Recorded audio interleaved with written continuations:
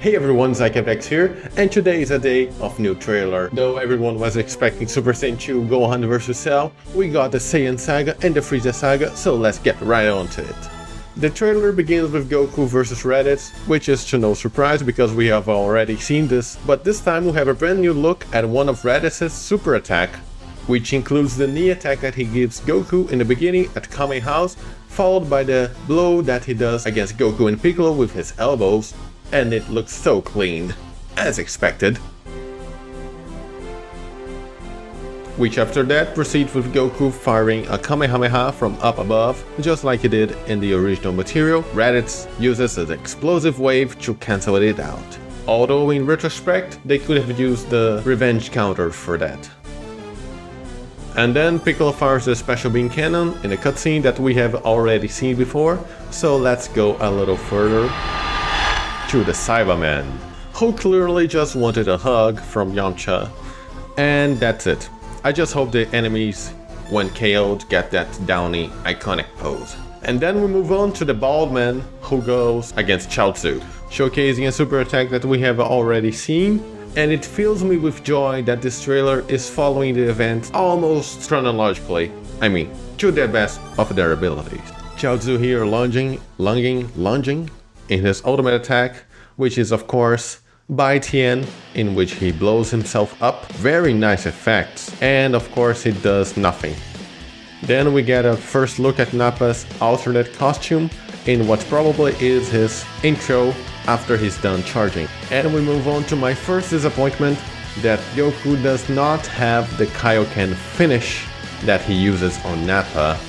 Here we see he's using the one that we have previously seen and covered in this channel, in which he does the ending with a gut punch.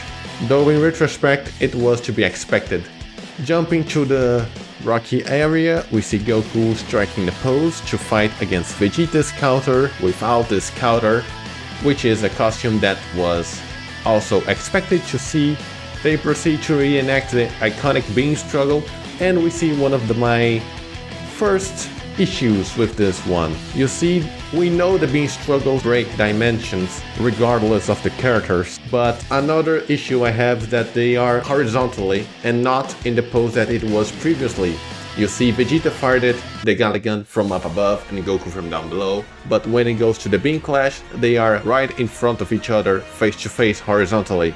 That, I mean, kinda takes away a little of the immersion, let's say.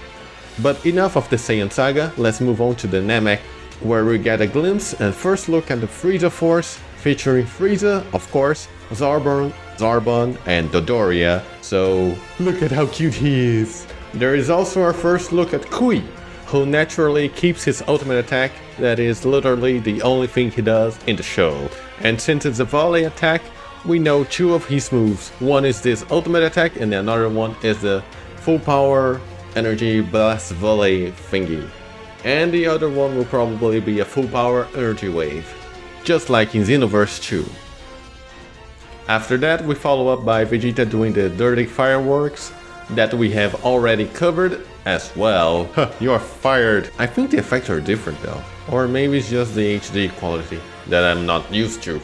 And then we see Dodoria for the first time in Sparking Zero, and he's clashing his fists, it's probably his intro, and then he goes into a super attack, which is the same charging pose he does against the Namek. And of course, if there isn't a Dodoria, there is a Zarbon, though not in Ultimate Battle 22. But anyway, Zarbon does his elegant blaster that he fires at Vegeta, who deflects it. And I just wish the explosion would be like the anime, but I doubt that will happen. Because, well, see for yourself, that's definitely not happening. And since Vegeta also has the Saiyans are a true warrior race, Zarbon also has to be transformable. And while we are at Zarbon versus Vegeta, I have to say that the that the manga fight is very short compared to the anime.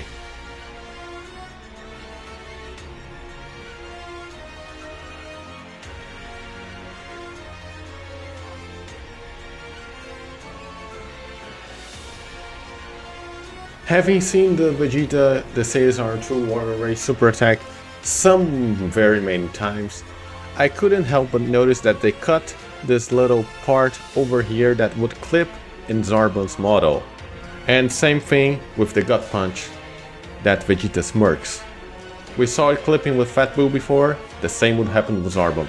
So they're actually paying more attention to the clipping now.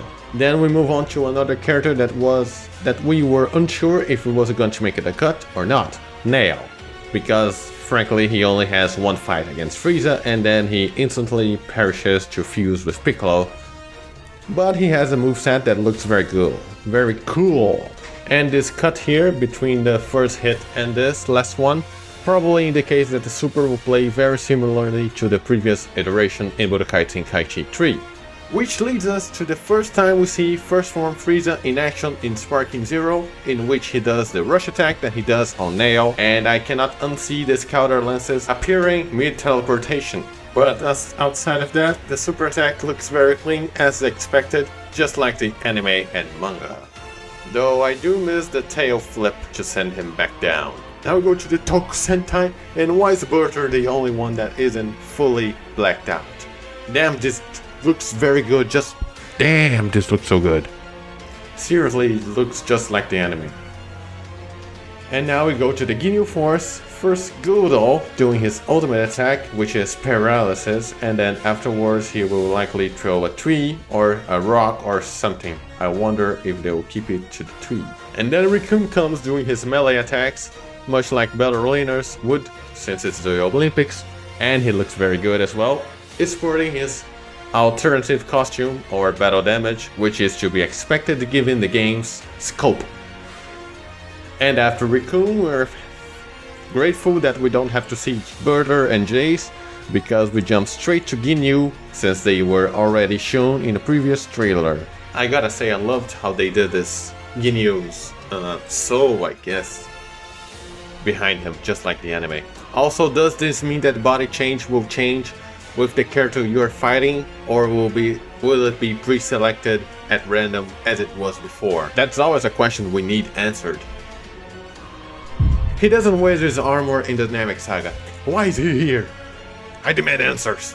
Anyway, he and Frieza first form do their grapple, which is literally their entirety of the fight.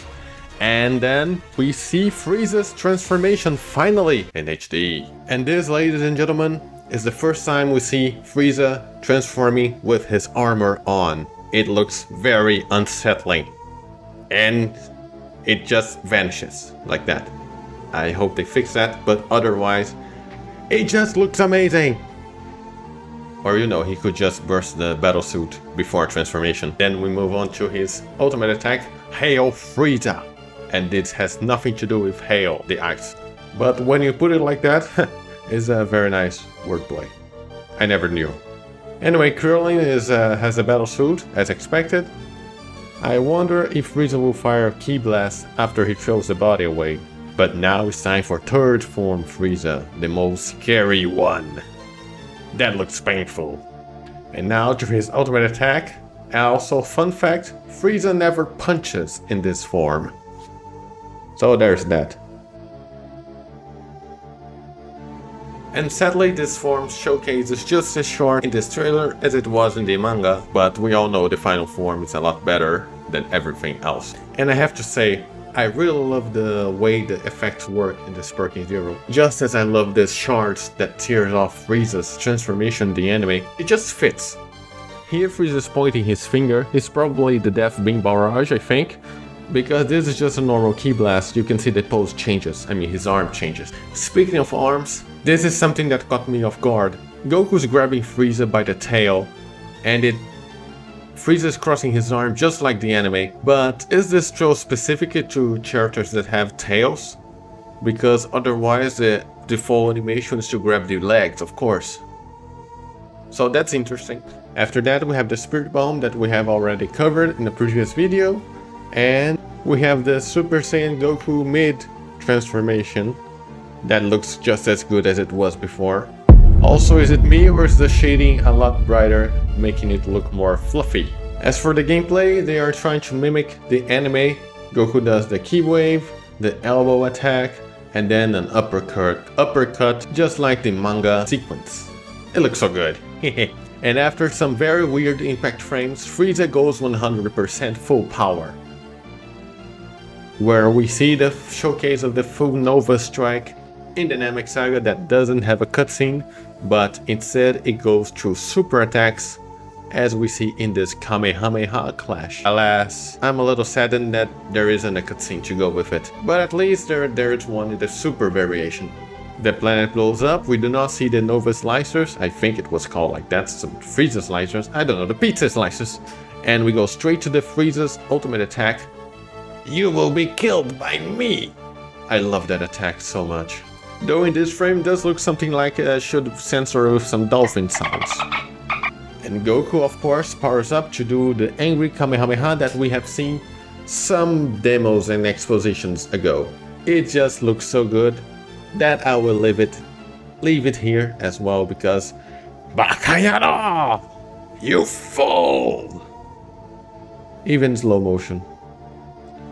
And the trailer ends, sadly, just alongside Frieza, because it's the Frieza saga, so of course the trailer has to end. And talk about bait.